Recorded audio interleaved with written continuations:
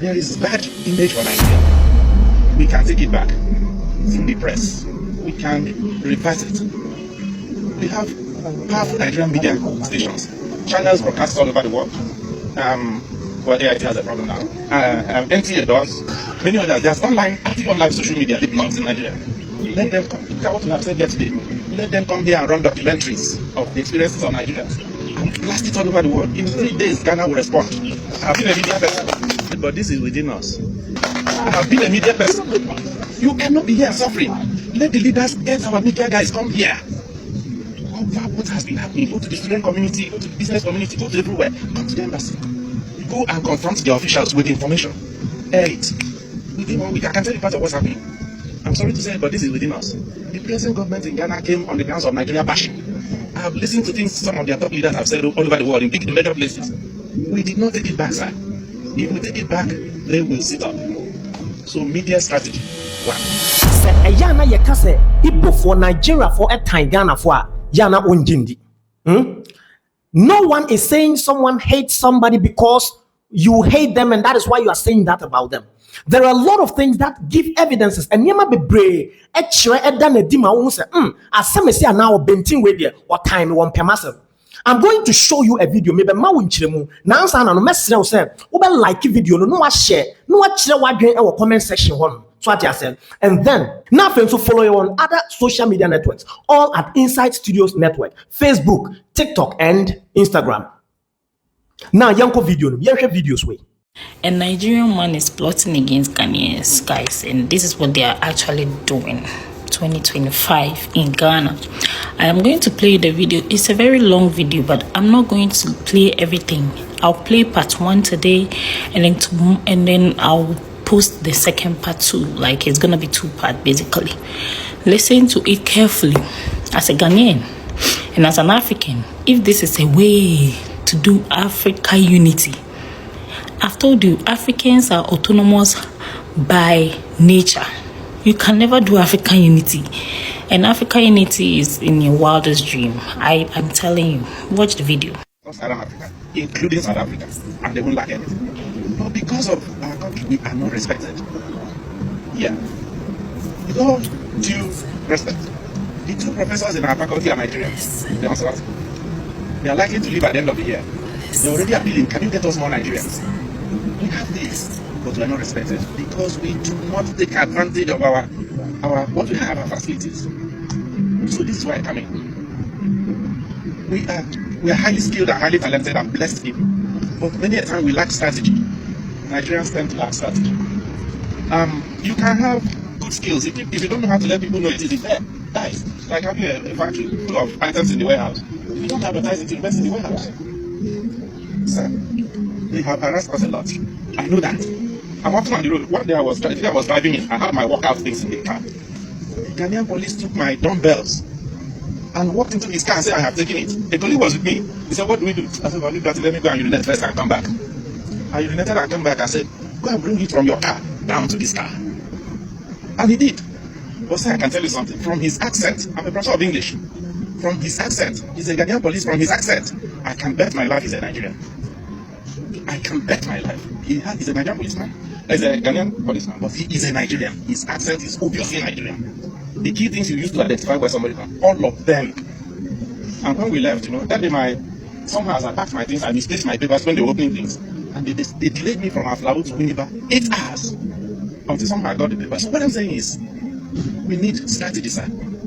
I'll suggest something which the embassy can think about. I know they know, which they can. The Nigerian community. There is bad image for Nigeria.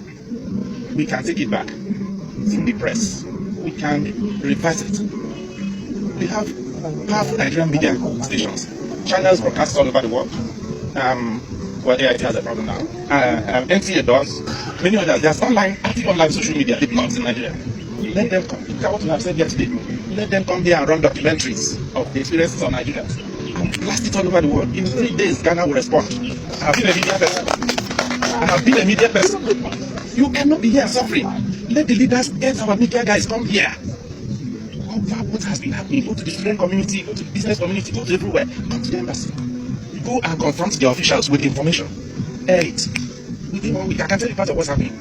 I'm sorry to say it, but this is within us. The present government in Ghana came on the grounds of Nigeria bashing.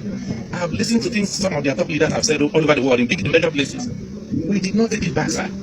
If we take it back, they will sit up. So media strategy, one. Use their own media, but you know everything. I've been a pressman. There is no absolute truth in the media. The truth is, the media, any truth, even history, is truth as it is presented. Let us use our own media and get back to them. Let us see live cases. Let our media with this story say we want to go to their prisons to see Nigerians. Of course, they will turn you back. You broadcast it. You do, by the time you're through, run series of documentaries on Nigeria's relations. And sir, we take history. We look at history. Nation. Air it. Within 1 week, I can tell you part of what's happening. I'm sorry to say it, but this is within us. The present government in Ghana came on the grounds of Nigeria bashing.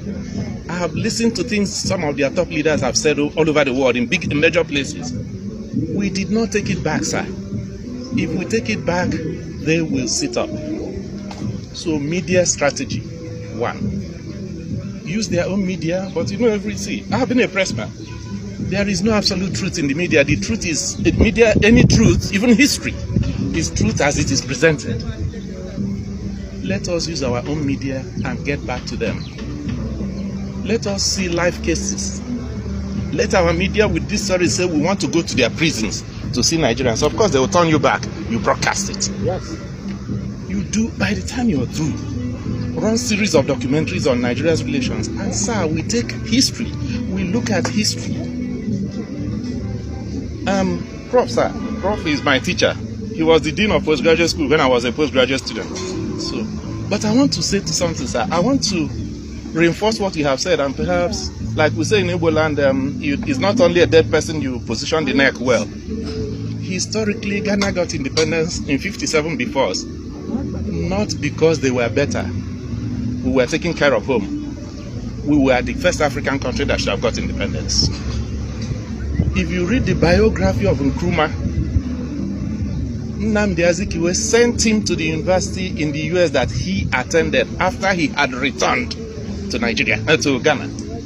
Zik had been to that university, came here, met the young man when he was a media man here, mentored him to that university, and he came back. That rivalry has been there because we don't tell them the truth. They don't know. Historically, there is that rivalry. It's sibling rivalry.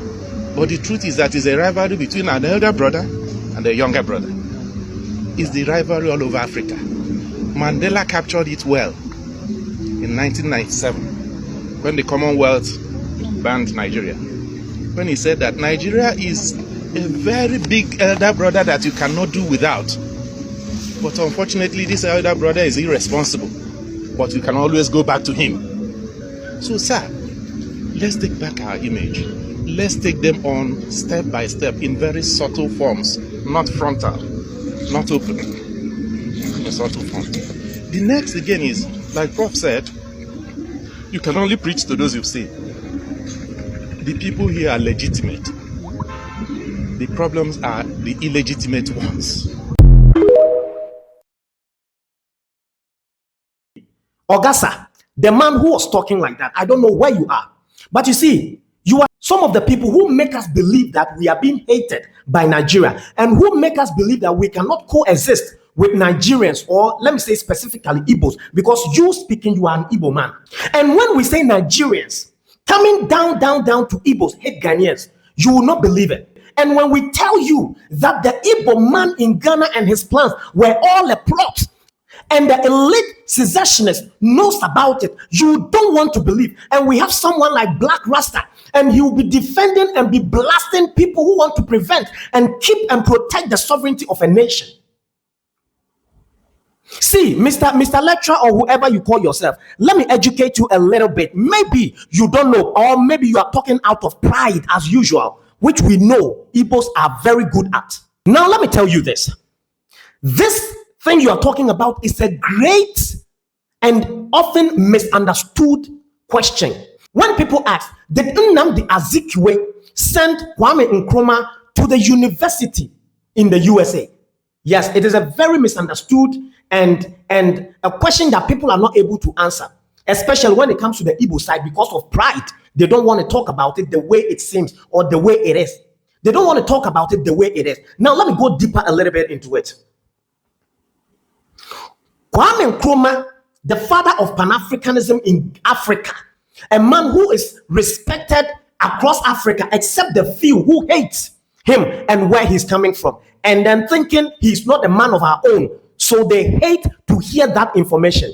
Kwame Nkrumah had long dreamed to study abroad to prepare him for African liberation. Around 1935, while in the Gold Coast, now Ghana, he came across writings and speeches by Dr. Nnamdi Azikiwe. Dr. Nnamdi Azikiwe, who was then an emerging Nigerian nationalist and journalist. Azikiwe had himself studied in the United States at Lincoln University and Harvard University and wrote extensively about his experiences there in the newspapers. The African Morning Post, to be precise, based in Accra, where Nkrumah later worked as a teacher. Nkrumah was so deeply inspired by the writings or by Nnamdi Azikiwe's success and philosophy that he decided to follow a similar path. Get it in your head, Oga, if you don't know history. Nkrumah himself even said it in later some of his interviews. He said that reading Azikiwe's works convinced him that the USA, not Europe, was the best place to receive a liberating education for Africans' future leaders. Now, when Azikiwe and the rest were looking at Nigeria, Nkrumah was looking at Africa. These are two different kind of people who was not thinking about himself alone, but thinking about himself and his brothers.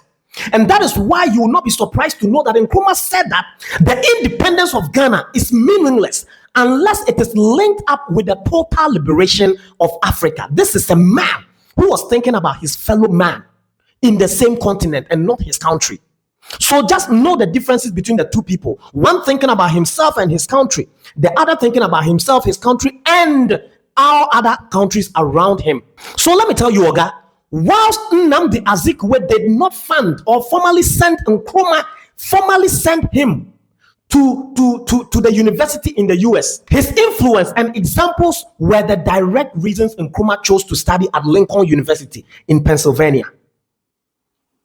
The same university where Nnamdi Azikiwe had attended earlier.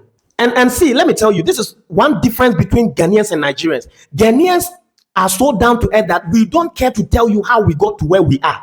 But Nigerians will always tell you how they did it and without nobody's help. So whilst Nkrumah was in the university, Nkrumah even told people that Nnamdi Azikiwe was like an elder brother whose footsteps he has followed. And that is why he was in the university. So Oga, stop talking like this. And what you are saying is very evil and diabolic. You are an evil man. And you have made me gotten different perception, much more deeper and evil behavior patterns of the people called Igbos. Why do you talk like this? Why do you want to get back at Ghana? What has Ghana done to you? The progress and the development and the stability is what pains you. And not only you, a lot of you Igbos are like that. It is like you want somewhere to pour your frustrations and your destructive measures. But I'm telling you, Oga, you have failed. Because whatever step you take, we have already caught you. And we will not let you succeed. Hey guys, I'm sorry to talk this long, but then it's very painful. But then let me tell you, just subscribe to the channel. Let's follow and then follow us. Just subscribe to the channel, like the video, share the video, and share your comment at the comment section. It is very important. I mean, to the growth of this channel. And then what am I still doing here?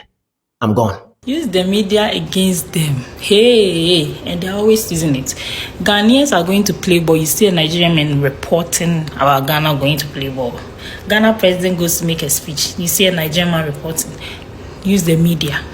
Whether Mahama takes this issue about Nigerians seriously or not, these Nigerians are not joking.